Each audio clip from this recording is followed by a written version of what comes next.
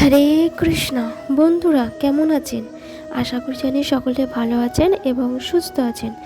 ছোটদেরকে ভালোবাসা, বড়দেরকে আর বৈষ্ণব ভক্তগণকে আমি কোটি কোটি প্রণাম জানাই। আমার প্রণাম নেবেন আপনারা সকলে।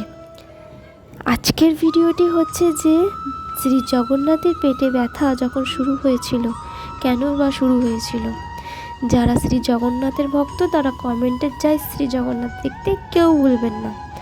তাহলে ভিডিওটি আবার শুরু করা যাক। বন্ধুরা, শ্রী জগন্নাথের পেটে ব্যথা যখন শুরু হয়, এক রাজা পুরীর মন্দিরে শ্রী জগন্নাথের জন্য প্রত্যেকটা দিন 56 ভোগ দিতেন।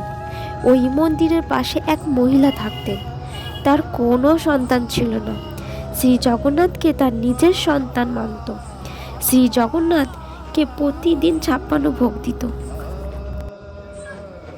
সেভাবে এত খাবার খেয়ে আমার পুত্রের তো পেটে ব্যথা হবে, সেই জন্য তিনি নিমের গুঁড়ো তৈরি করেন। আর সেই মহিলা নিমের গুঁড়ো নিয়ে মন্দিরে পৌঁছে যায়। রাজার সৈনিকরা তার নিমের গুঁড়ো ফেলে দেয়, তাকে মন্দিরের ভেতরে প্রবেশ করতে দেয় না। এটা ভেবে সে কান্না করে যে এত খাবার খেয়ে আমার যে সন্তানের পেটে ব্যথা হবে, আমার সন্তান যে কষ্ট পাবে, সে কান্না করতে থাকে। শ্রী জগন্নাথের পেটে ব্যথাও শুরু হয়ে যায়।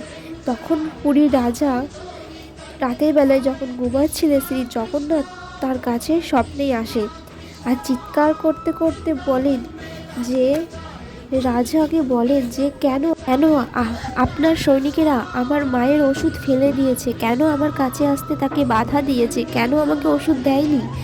এই ভেবে রাজাকে স্বপ্ন দেয়। সেই রাজা ঘুম থেকে উঠে তৎক্ষণাৎ সে মাতার কাছে গিয়ে ক্ষমা চায় আর তাকে সম্পূর্ণ কথা খুলে বললেন। আর সেই মাতা তখন তাড়াতাড়ি নিমের গুঁড়ো বানিয়ে শ্রী জগন্নাথের কাছে যায় আর শ্রী জগন্নাথকে সেটি ভোগ চড়ান।